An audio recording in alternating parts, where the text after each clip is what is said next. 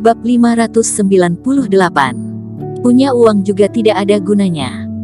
Setelah memanggil taksi, keduanya pergi ke hotel dan bersiap untuk tinggal sementara. Tetapi perjalanan itu tampaknya ditakdirkan tidak lancar. Setelah bertanya pada 2 hotel, semuanya penuh. Keduanya hanya bisa datang ke hotel terakhir. Hanya kamar bisnis suite terakhir yang tersisa. Bella Fang juga tidak peduli dengan harganya dan membayarnya langsung.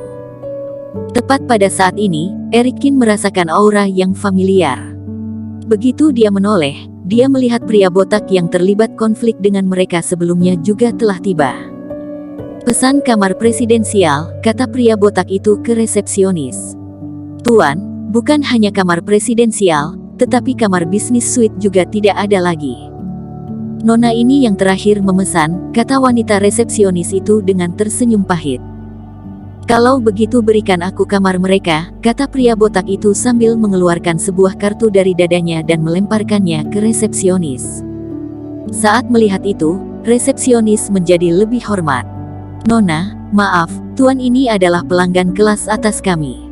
Kamar ini tidak bisa diberikan lagi padamu," kata resepsionis pada Bella Fang.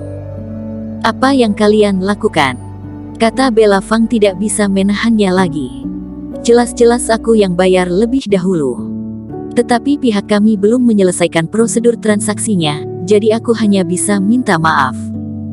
Nona resepsionis itu juga berkata dengan tidak berdaya, "Nona, mohon perhatiannya.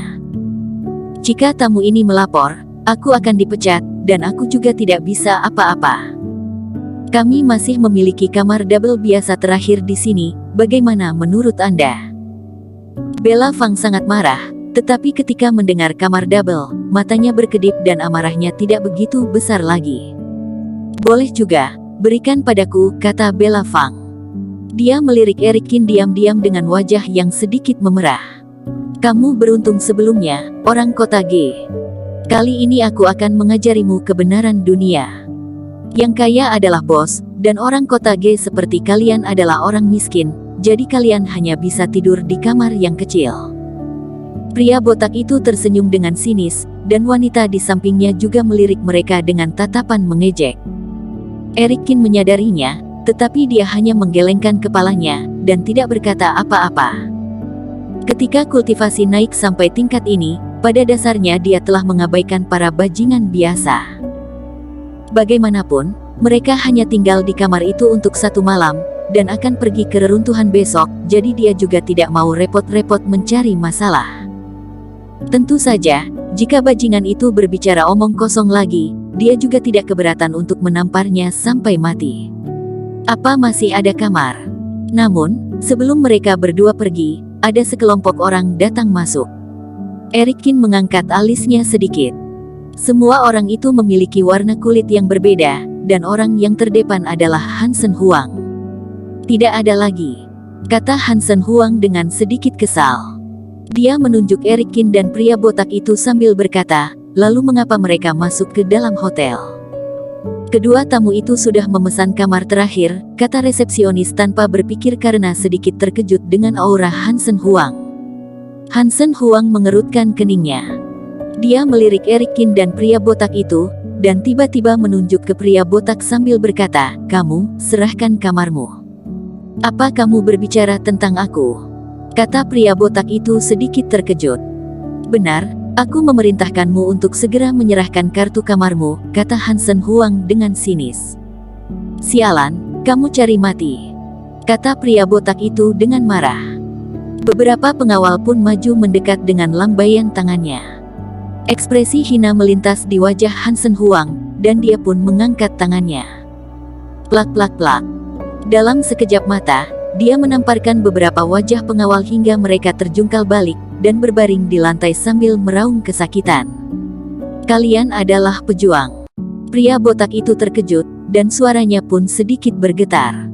Dia sangat enggan, tetapi hanya bisa menyerahkan kartu kamarnya dengan patuh.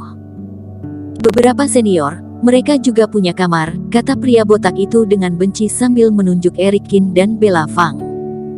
Dia ingin membuat mereka malu untuk melampiaskan ketidaksenangannya.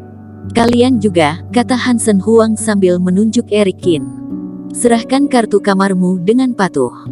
Aku tidak punya kebiasaan seperti itu, kamu bisa datang mengambilnya jika kamu mau, kata Erikin dengan tenang. Kamu sangat sombong. Hansen Huang sedikit terkejut. Dia sudah menamparkan beberapa pengawal itu hingga terlempar, tetapi orang kota G ini bahkan berani bersikap sombong padanya. Dia mengamati Erikin, tetapi dia tidak menyadari gelombang aura sedikit pun darinya. Hansen Huang merasa lega dan berjalan mendekat untuk menarik lengan Erikin. Tepat ketika Hansen Huang akan bertindak, Erikin sedikit menggelengkan tangannya. Siu, plak. Sebelum semua orang bisa melihat apa yang terjadi, mereka telah melihat Hansen Huang terlempar keluar, lalu menabrak meja kaca hotel, dan kemudian jatuh ke belakang hingga memecahkan kaca di konter. Mereka sangat marah, dan mulai menyerang ke arah Erikin.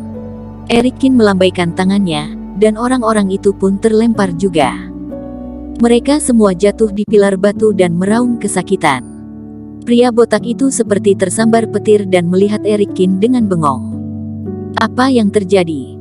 Siapa yang memukul muridku? Saat ini, seseorang datang dari luar hotel. Ketika melihat adegan itu, dia terkejut dan melihat Erikin serta yang lainnya. Guru, dialah orangnya, kata Hansen Huang sambil berdiri dengan menyakitkan dan menunjuk Erikin. Erikin mengamati orang itu.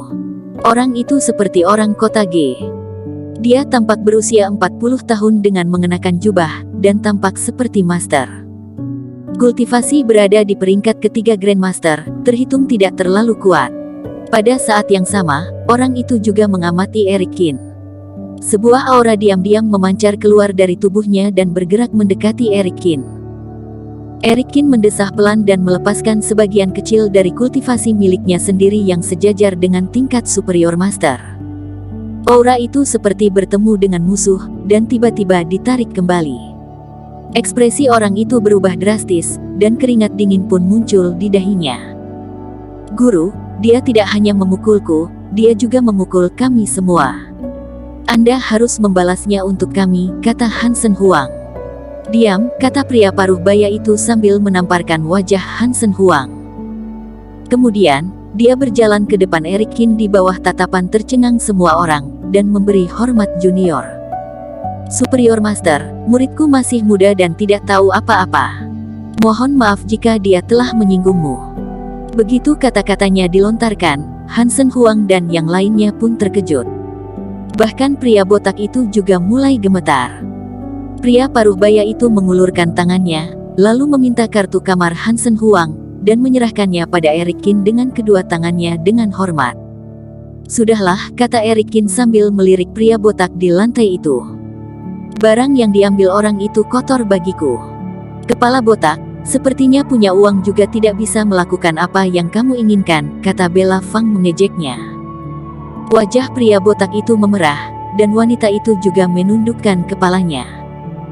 Mereka ketakutan dan malu, dan ingin mencari lubang untuk masuk ke dalamnya. Guru, orang itu masih sangat muda, tetapi sudah menjadi superior master. Setelah Erikin dan Bella Fang pergi, Hansen Huang pun berkata dengan tidak percaya. Pria paruh baya itu mendengus, lihatlah hal baik apa yang kalian lakukan.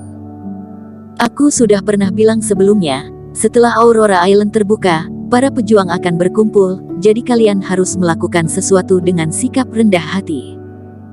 Untung saja aku punya metode rahasia untuk menyelidiki kultivasi pihak lawan adalah peringkat 3 Superior Master, jika tidak kita semua akan tamat hari ini.